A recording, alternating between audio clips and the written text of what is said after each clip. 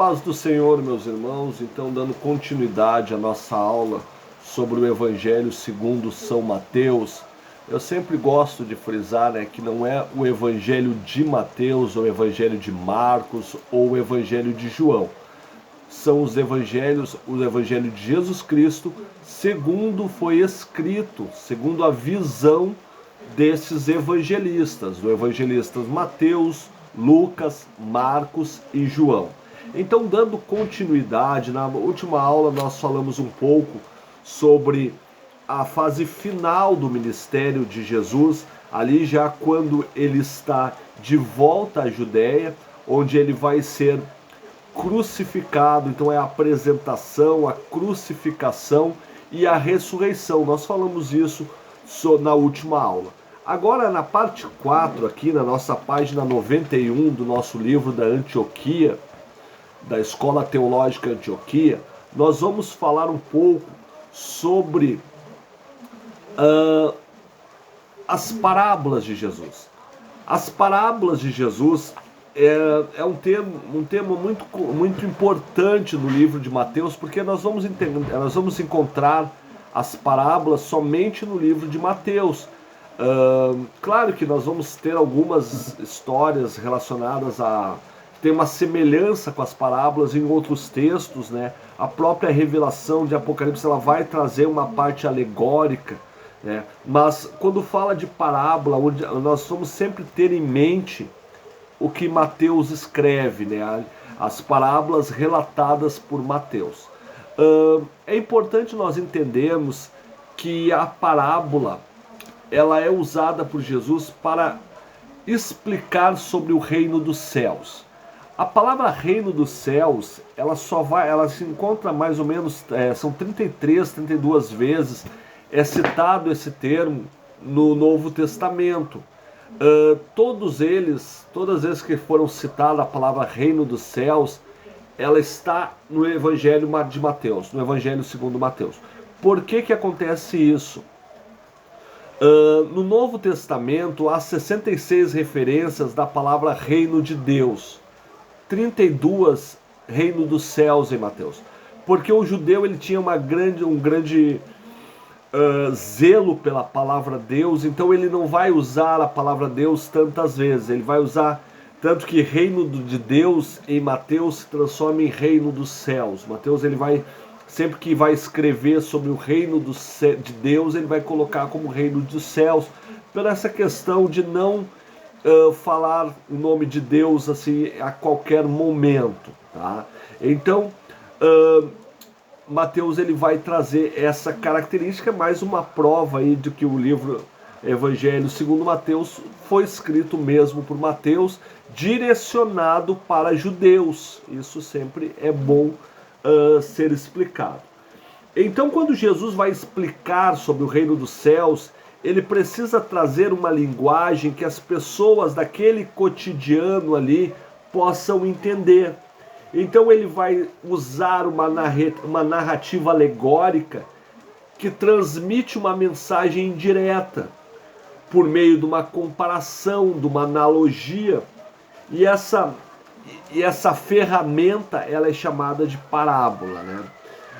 Onde ele vai usar coisas do cotidiano para que aquelas pessoas possam entender. Tanto que tem no texto ali de Mateus 13, em certa ocasião os discípulos vão perguntar por que usar a parábola, né? E aí Jesus vai dizer, olha, vocês estão vivendo comigo, vocês estão vendo as coisas que acontecem, vocês que andam comigo, é apresentado essa revelação do reino dos céus. Agora, as pessoas no geral, eu preciso dar uma explicação melhor. Eu preciso mostrar as coisas do cotidiano.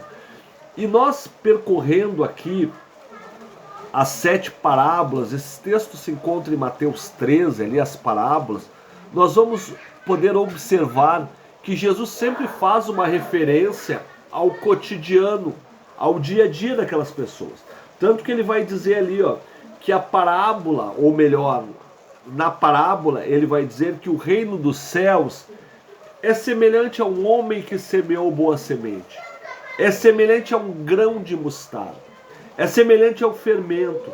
ao tesouro escondido no campo, ao homem negociante, a uma rede lançada no mar. Então, tudo coisas do cotidiano, para que aquela multidão possa compreender. E Mateus capítulo 13, ele vai iniciar montando esse cenário para que Jesus falasse essas palavras.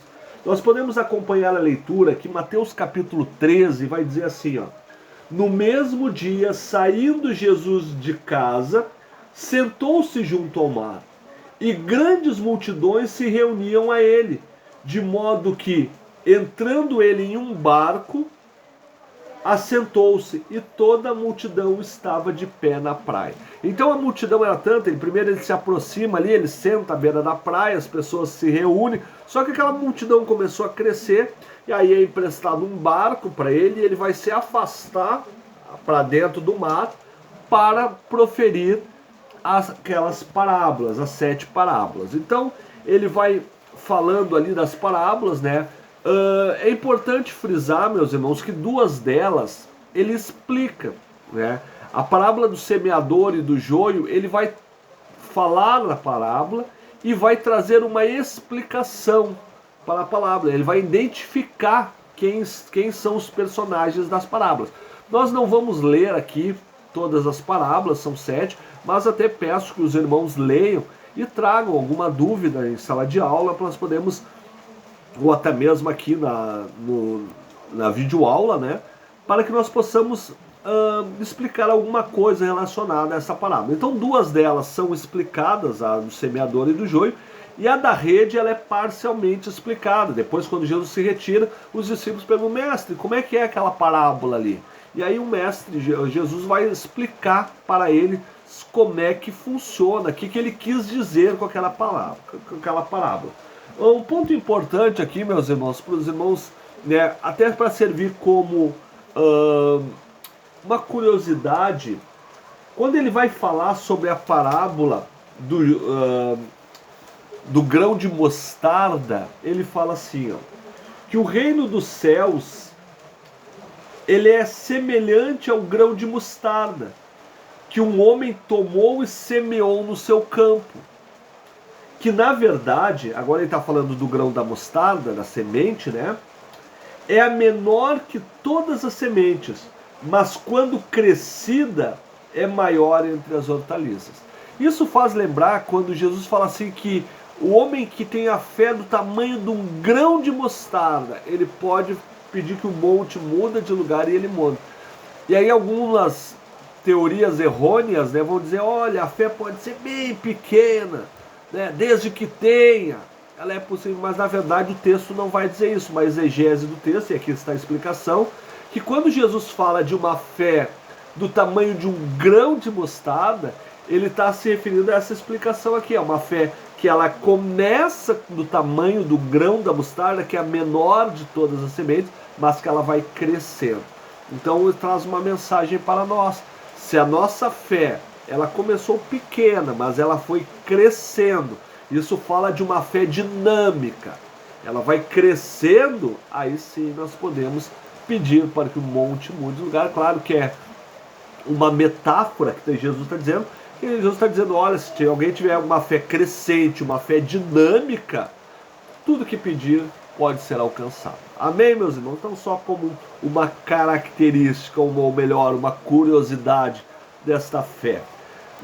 Na parte 5 ali, na página 93, os irmãos observam que agora eu estou com um livro aqui, cedido graciosamente pelo nosso supervisor, o Tiagão, né? Ele me cedeu um livro, então agora eu tenho as páginas, que fica um pouco mais fácil, tá? Então na página 93 vai falar sobre a genealogia de Jesus. E essa é uma parte muito importante. Mateus é o único que vai falar, que vai trazer a genealogia de Jesus. No capítulo 1 ele vai começar, e a genealogia de Jesus ela não começa em Adão. Embora Jesus vai ser o descendente, assim como todos nós somos descendentes de Adão, né? Ele vai trazer a primeira pessoa da genealogia, Abraão. Por quê?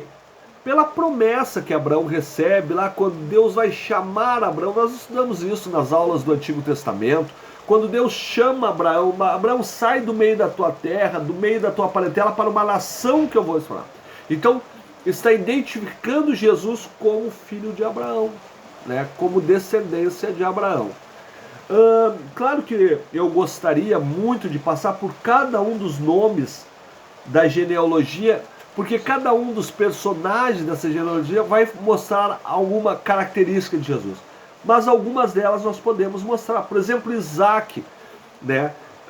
Isaac está na genealogia de Jesus, dizendo que Jesus é a descendência da promessa. Isaac era o filho da promessa. Jacó vai localizar Jesus como a nação de Israel. Vocês lembram que Jacó teve aquela briga ali no vale de Jaboque com o anjo, e o anjo vai mudar o nome de Jacó. A partir de hoje chamarás Israel, dando origem à nação de Israel. Então Jesus ele vai vir da nação de Israel. Nessa genealogia vai dando algumas pistas do Messias, né, de quem seria Jesus. Continuando aqui, vai falar de Judá. Os irmãos lembram, né, que aí identifica Jesus com a tribo que ele viria. Jacó vai gerar as 12 tribos, e aí dentro da genealogia vai estar Judá. Então vai ser pensado Judá. Os irmãos lembram daquele texto que nós lemos lá em algumas aulas atrás.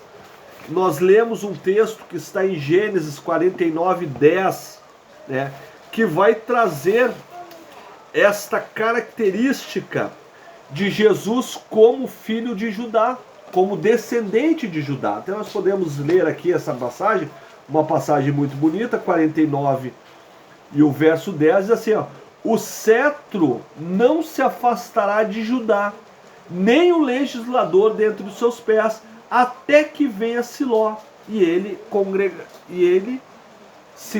a ele se congregarão os povos. Então traz essa característica também de Jesus como descendente de Judá. Continuando aqui, vai também falar ali no verso 3 de Arão. Arão está na descendência de Jesus, dando a Jesus a classe sacerdotal. Então Jesus vai vir da classe sacerdotal, a classe de Arão. Também vai trazer Boaz. Aqui, lembra de Boaz? Nós estudamos isso lá nos livros de Juízes, como remidor. É outra característica de Jesus, como aquele que remiu o seu povo. Então Boaz também vai estar dentro dessa característica. Um nome importante aqui também, Davi, que traz o reinado de Davi, né? O reinado de Davi traz Jesus dentro dessa descendência, Jesus como filho de Davi, né, que traz o reinado sobre seu governo. Então ele é rei por parte de Davi, ele é sacerdote por parte de Arão, ele é o leão da tribo por parte de Judá, ele é o representante de Israel por parte de Jacó, e é o representante de toda a humanidade, quando traz a descendência de Abraão. Importante aqui também ressaltar que a presença de algumas mulheres na genealogia. Nós temos a presença de Raabe, né, que vai mostrar que o mestre, né, por todo aquele contexto em que Raabe vivia, que o mestre Jesus ele viria de uma descendência sem preconceito. A mulher sofreria preconceito naquele ambiente patriarcal. Então Jesus ele vai na genealogia de Jesus vai estar as mulheres, né? E principalmente Raabe, que tinha um contexto um pouco diferente ali, né? Mas Jesus era um mestre sem acepção de pessoas, assim como ele é. Ele aceita todas as pessoas, né? Também ali na parte final da genealogia vai falar sobre a questão matemática ali, que nós falamos na última aula, que Mateus ele traz essa questão, né, de detalhes, até por ser um contador, um cobrador de impostos, ele tinha essa característica. E ele vai falar que de Abraão até Davi são 14 gerações, né, de Davi até a deportação da Babilônia, 14 gerações, e da deportação da Babilônia, um fato muito importante na história de Israel, né, até o nascimento de Jesus, são 14 gerações. Amém, meus irmãos? Então, continuando aqui, na parte 2 aqui fala sobre o batismo de Jesus. Por que Jesus foi batizado, né? Visto que o batismo é uma questão de arrependimento, é o batismo do arrependimento, por isso que não batizamos criança, né? Porque criança não tem pecado, logo um batismo por arrependimento não se aplica. Mas por que Jesus foi batizado? Porque era necessário, né, que Jesus passasse por todas esses passos do cristianismo, principalmente o batismo. Nós podemos remontar lá para o povo, quando sai o povo do Egito, né, o povo passa pelo Mar Vermelho, ele é um batismo, o povo passa pelas águas. Depois do Josué, uma nova geração, o povo passa pelas águas também, quando a abertura do mar ali, né, no Rio Jordão, quando o povo passa por dentro. E agora Jesus vai ser batizado às margens do Jordão. Passa aquele período de silêncio de Deus, que nós falamos um pouco sobre isso, que na verdade não é um silêncio de Deus, apenas um silêncio profético, né? Entre Malaquias até João Batista. E João Batista surge nas águas do Jordão batizando, com uma mensagem bastante forte: raça de víbora, quem vos ensinou a fugir da ira vindoura? Ele traz uma mensagem de arrependimento, dizendo: arrependei-vos dos vossos caminhos. Até que, naquele dia, ele está ali batizando, e tinha uma grande multidão que aceitava essa mensagem, né, essa mensagem dura de Batista, de João, né? Batista por ser batizador, é uma característica de João, mas o nome dele era João, Batista porque ele batizava. Então vai chegando Jesus para ser batizado. Tanto que João, quando vê Jesus ali, ele vai dizer: mestre, olha só, eu que preciso vir a ti, tu que vem a mim, né? Mas Jesus disse: deixa por agora, né? Convém que eu cumpra toda a justiça. E ele vai ser batizado nas águas do Jordão. E quando ele é batizado, ouve uma voz do céu, não só ele, mas todos aqueles que estão ali, ouve uma voz do céu que diz: este é meu filho amado, em quem eu me comprazo. Então, outra característica da situação do batismo de Jesus é a voz de Deus que vem, fala sobre ele, e o Espírito Santo desce sobre Jesus ali nas margens do Jordão. Então, por que Jesus foi batizado, né? Primeiro, o Senhor demonstrou a sua associação com o chamado de João ao povo, aquela mensagem de arrependimento, né? E ele vai coroar também o ministério de João. Imagina, João estava ali anunciando Jesus, e aí o próprio Jesus chega para ele e pede para ser batizado por ele, né? Batizado nas águas. Tanto que João vai dizer ali: olha, eu vos batizo com água, mas vai vir um após mim, a qual eu não sou digno de amarrar as suas sandálias, né? De atar as suas sandálias, que vos batizará com o Espírito Santo e com fogo, fazendo referência ao que vai acontecer lá depois em Atos dos Apóstolos. Terceiro ponto, que ao submeter-se ao batismo de Jesus, ele mostrou a sua humildade, né? Imagina, né? O próprio Jesus sendo batizado por João, ali mostrando toda a sua humildade. E quarto ponto, e muito mais profundo, ele foi batizado numa capacidade representativa por aqueles a quem vier a remir. Ele vai ser a representação daquele povo, né? Ele vai mostrar o caminho daquelas pessoas que ele mais tarde, um pouco mais tarde, mais ou menos 3 anos depois do batismo, quando ele vai morrer na cruz, ele vai remir todos esses povos, né? Muito linda essa passagem do batismo de Jesus. Então, para finalizar, nós vamos falar um pouco sobre a tentação no deserto. A Bíblia diz, Mateus escreve ali, que após o batismo, o Espírito levou Jesus ao deserto, né, para ser tentado pelo diabo. Ali naquela tentação ali é um diálogo, onde o diabo vai oferecer 3 coisas para Jesus. Lembrando que ele passa por um jejum de 40 dias, então ele está com o corpo físico debilitado, mesmo sendo Deus, ele é 100% homem, então ele está com o seu físico debilitado.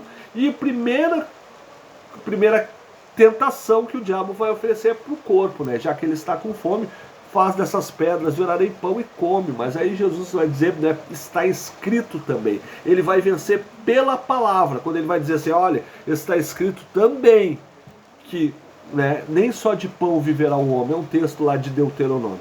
A segunda tentação, ela é na alma, né? Quando ele vai dizer assim: olha, atira-te daqui de cima. Ele leva Jesus ao pináculo do templo e vai dizer: olha, te atira dali, né? Porque aos seus anjos dará ordem ao teu respeito. E aí Jesus vai vencer também pela palavra. Olha, está escrito também: não tentarás o Senhor teu Deus, né? E na terceira parte é uma tentação no espírito, quando ele vai mostrar todas as riquezas, né?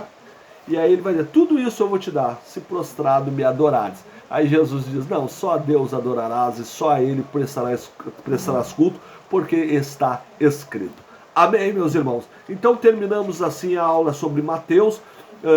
Vou na próxima aula fazer um questionário, responder um questionário básico aqui, para que nós possamos sanar as dúvidas. E logo depois estaremos postando aí o Evangelho segundo Marcos, que também é um evangelho muito interessante, mas direcionado aos romanos. Que Deus os abençoe.